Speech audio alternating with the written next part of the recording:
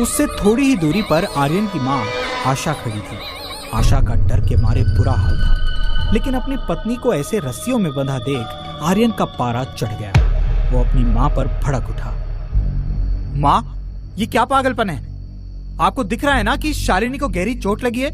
उसके चेहरे से कितना खून बह रहा है। ये सब देखते हुए भी आपने उसे यूं जानवरों की तरह रस्सियों से बांध रखा है। आखिर आपने ऐसा क्यों किया माँ? आर्यन अपनी माँ से सवाल पे सवाल किए जा रहा था, लेकिन उसकी माँ इतनी डरी हुई थी कि उसके मुंह से कोई शब्द ही नहीं निकल पा रहे थे। देखिए, अब मैं सब समझ चुका हूँ। आप लोगों को शालिनी पसंद ही नहीं है, इसीलिए आपने उसके साथ ऐसी हरकत की। लेकिन मैं उसे ऐसे नहीं देख सकता। मैं अभी उसकी रस्सियां खोल देता हूँ। ये कहकर आर्यन शालिनी की तरफ बढ़ा। तभी आशा बोल पड़ी। रुक जाओ बेटा, ऐसी गलती मत करना।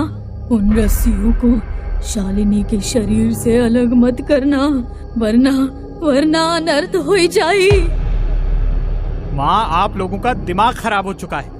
आप बाहर जाइए। मुझे मेरी पत्नी के साथ अकेला छोड़ दीजिए।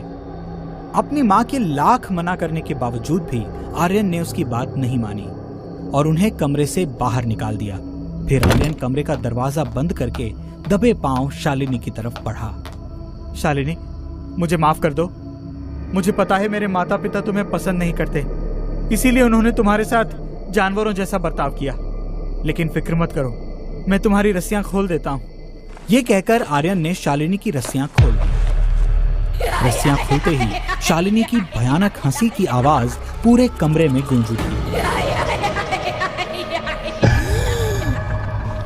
शालिनी अचानक बेड से उठ खड़ी हुई। उसका चेहरा भयानक होने लगा। उसकी गर्दन लंबी होने लगी और उसकी पीठ से बड़े बड़े पंजों वाले 2 भयानक हाथ निकलकर बाहर आ गए। अब शालिनी पूरी तरह एक भयानक चुड़ैल में बदल चुकी थी। उसने अपने चारों हाथों से आर्यन के हाथों और पैरों को पकड़ लिया। तुम शालिनी नहीं हो सकती। कौन हो तुम? देखो, मुझे छोड़ दो मुझे। आर्यन चुड़ैल के सामने गिड़गिड़ाने लगा। तभी उस चुड़ैल ने एक शब्द कहा। सही कहा तूने, मैं शालिनी नहीं हूँ, मैं मीनाक्षी हूँ। मीनाक्षी।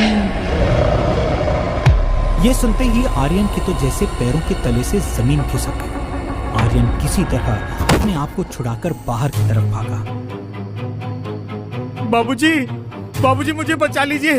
वो अंदर मीनाक्षी है, जो चुड़ैल बन चुकी है। वो मुझे मारना चाहती है। बाबूजी, मुझे बचा लीजिए।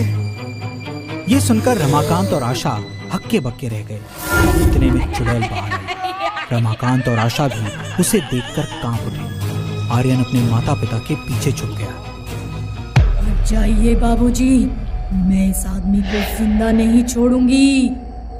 रुको मीनाक्षी, देखो, हमें तुम्हारी मौत का बहुत अफसोस है, पर तुम आर्यन को क्यों मारना चाहती हो?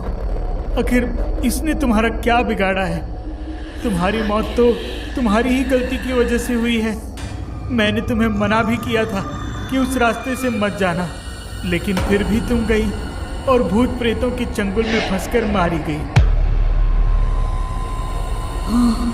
मुझे भूत ने ही मारा है, लेकिन वो भूत और कोई नहीं बल्कि तुम्हारा बेटा है। इसने भूत का मुखौटा पहनकर मेरी हत्या की थी ताकि मुझसे पीछा छुड़ा सके और शालिनी से शादी कर सके। मैं इसे जिंदा नहीं छोड़ूंगी। ये सुनकर रमाकांत और आशा को बहुत बड़ा सदमा लगा। वो दोनों चुड़ैल के रास्ते से हट गए।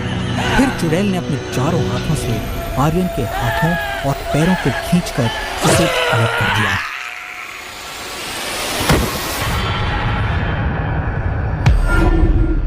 और शालिनी के शरीर को छोड़कर हमेशा के लिए गायब हो गई।